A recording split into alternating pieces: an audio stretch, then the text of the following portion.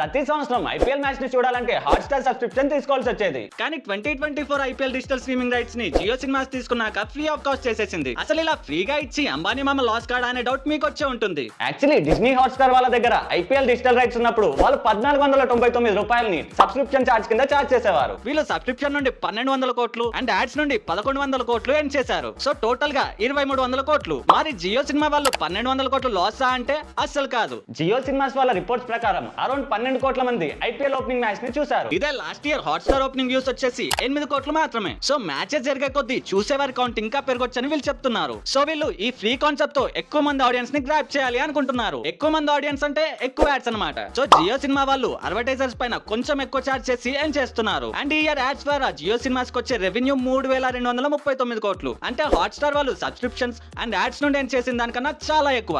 What a vision, what a thought. పిచ్చోలు అయిపోయారు మా టీం అంతా.